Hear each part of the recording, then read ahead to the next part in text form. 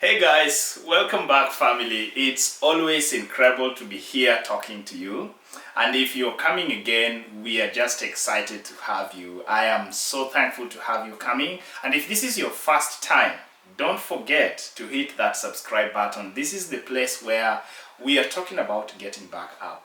You know, nataka niwaambie, I want to tell you guys something. There was a time when I was on this low mode, so like really down, a place where I had nowhere to go, and the only place I could go was up. And I said I want to start sharing my journey up.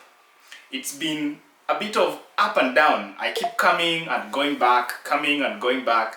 But then as I keep doing that, I'm beginning to realize that it's incredible when we share this story. Because guys, where I am right now is not the same place I will be at the end of the year. I want to be on that track. I'm pushing myself and I want to be sure that I am documenting this journey.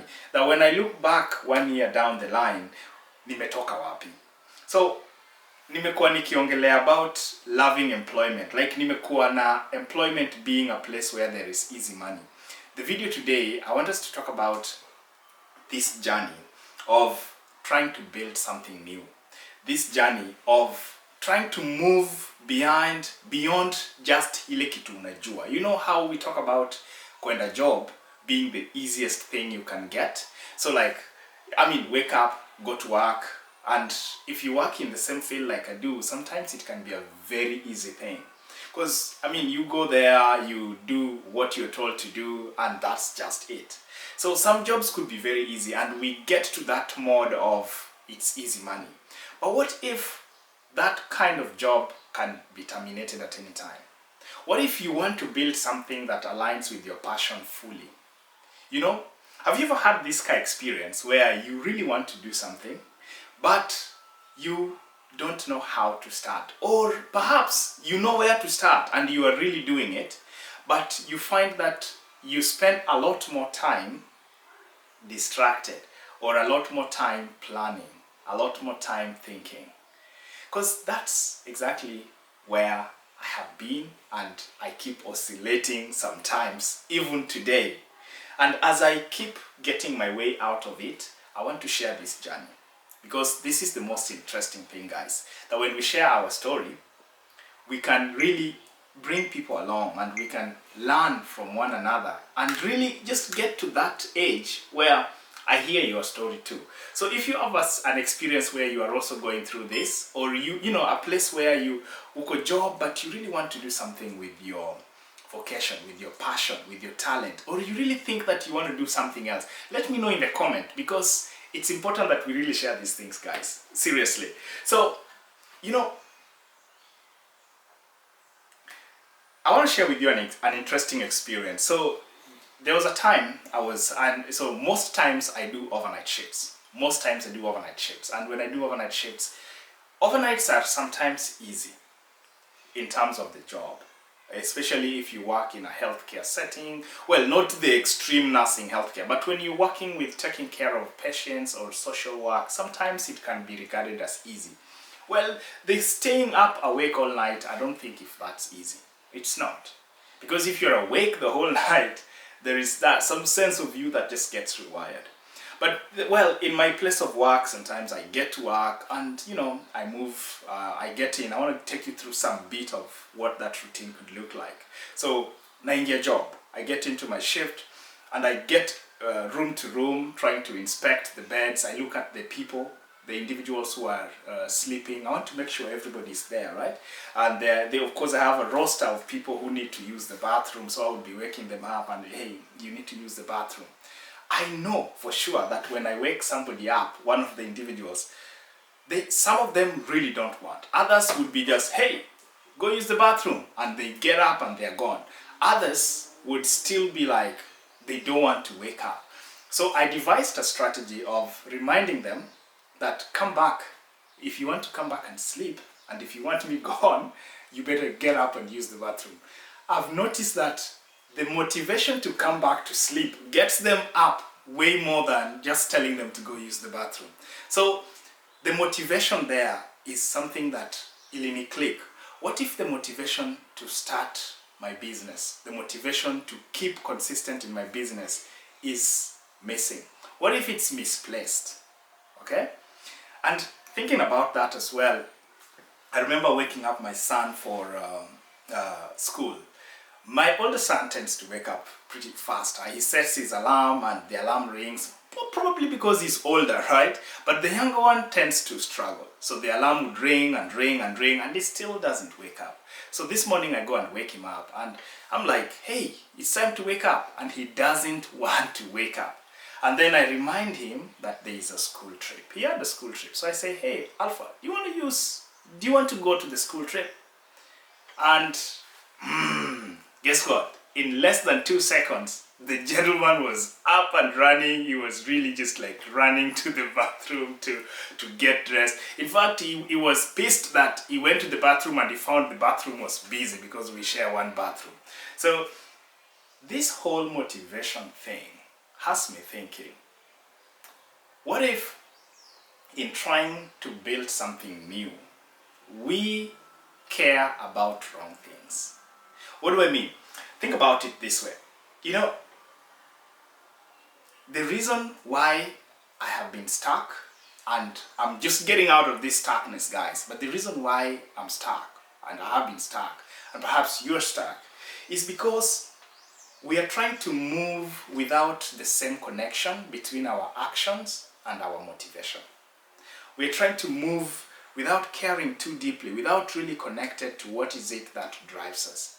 Now, you see, it's interesting that I may want to do something, but then when I'm at work, I say I want to do something, but when I'm at work or when I'm at home, I get distracted on social media. So you'd find me looking at social media and just really distracted, and I don't focus on finishing the tasks that I need to do.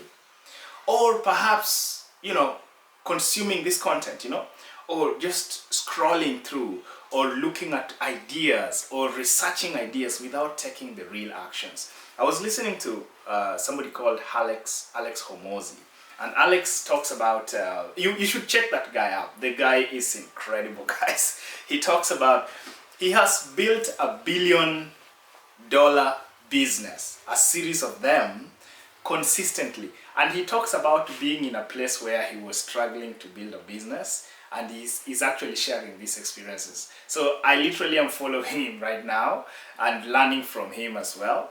And he talks about the secret to building a business is just picking a series of things and doing them consistently, and then evaluating and then doing them again. Now the question is, for the most times, you may have an idea, or maybe you don't, but you Google and you find ideas, or maybe you watch a video like this and you're like, I think I know what I should do to get started. But you know what? We don't do it.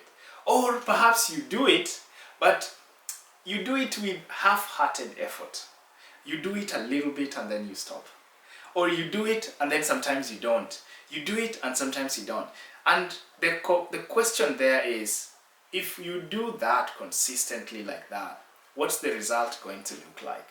You see, there is a very frustrating part for most of us. The frustrating part is,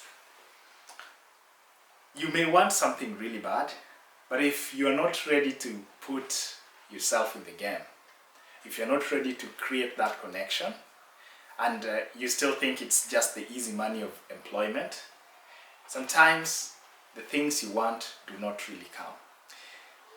When Alex said that if you are not willing to commit consistently to something, to building your business, if you're not willing to commit to it and do it consistently day in, day out, and put in the effort, just forget about doing the business. I felt that he was like talking so much about me, and I was like, I have to do something about this. I have to really get to the bottom of what is it exactly that has me not stay consistent on the things that I say I want to do. Well, am I consistent at getting to work?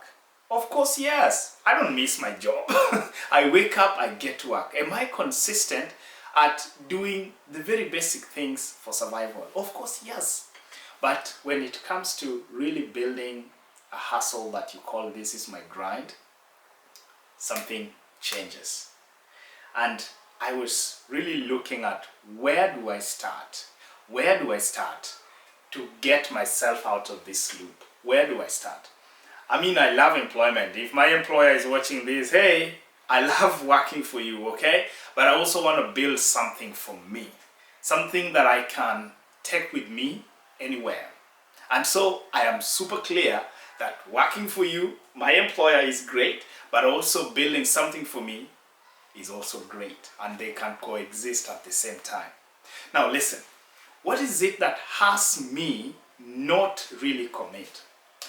I want to tell you guys that one of the things, as hard as it is fear of failure for me. I got that fear of failure is super at the top list.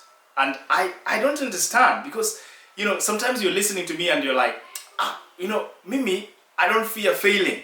But for you, you know, like, I fear failing, but somebody else is like, I don't mind failing. So what exactly is it? I noticed that the first thing that we must come to do, and I really had to come to do, is to come down to where am I right now? If I was to name this conversation anyway, I would say start where you are. Maybe that would be the name. Maybe that's what we will name this video today.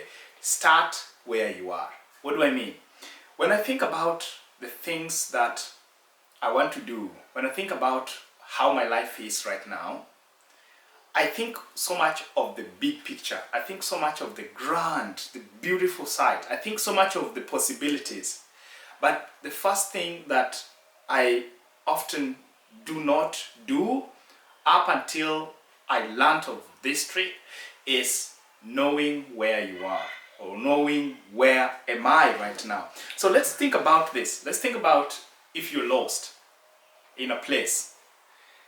The first thing, somebody, and you're asking for direction, you know what they will tell you? Hey, job mambo, poa sana.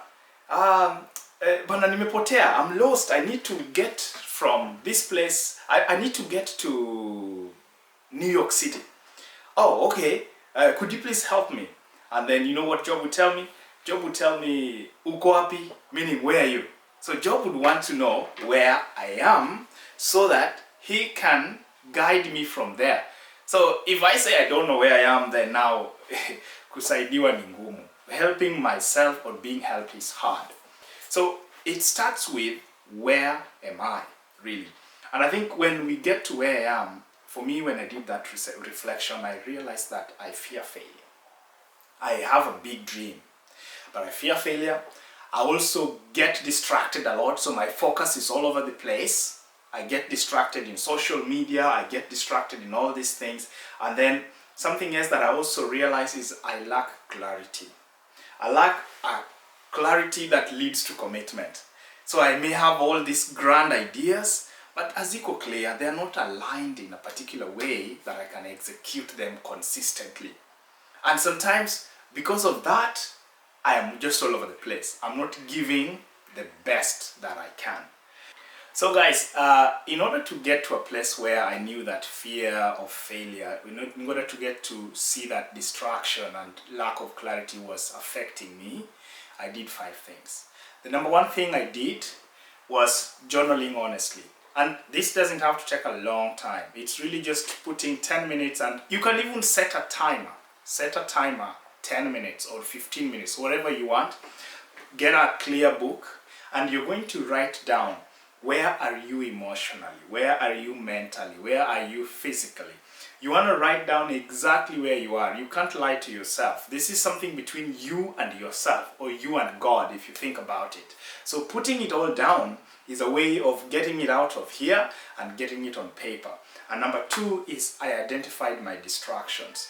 What I mean is, sometimes I had to pick to really see what exactly are the things that pull me away from the things that really matter. Was it TikTok? Was it social media? Was it family? Sometimes even family can pull you away, guys. Or what was it? So I had to pull down exactly the things that pulled me away. For me, the things I found was that negative self-talk, Maze. Negative self-talk pulled me away so much. When I overslept, or when I did something that I didn't like, then I would be like, oh shoot. And then I spent a lot of time thinking about it instead of moving on to the next thing. So what is it that distracts you from your focus? Number 3 is finding my real motivation. So what do you truly care about? You want to put down, is it the money? If you care about money, I do care about money, and I realize that's so limiting. So you want to look beyond that money. What is it? And noticing that I care about money, I realize that I just care so much about not being evicted. I cared so much about the struggle. So if you think about money, it's what does that money look like or mean for you? It's the bare minimum. So sometimes, Maze, I got to a place where I would be just like, I never missed my rent, but I had struggles doing things like going on a vacation. So why is it that I never miss my rent? It's because the relationship I have with money is that money is used to survive. But I don't have the relationship of money being used for other things like thriving or building a business. So it's finding what really is my real motivation. And number 4 is I had to sit down and also structure and restructure my time. How do I spend my time? When I come back from work, I sleep, then I'm on my social media, then I'm with kids, then I have very little time to focus on the busyness. I have very little time to focus on the thing that I call my main hustle. So getting down to structuring your time is very important. And the last thing is just committing to one thing, one next step per day. If you remember at the beginning of this year, I started with the next step. That's exactly what I was doing. What is just this one next step that I could do to get me started? I look at myself 2.5 months later and I'm seeing improvement. I am not where I want to be, but I'm definitely not where I was 2 months ago. So committing to just one next step.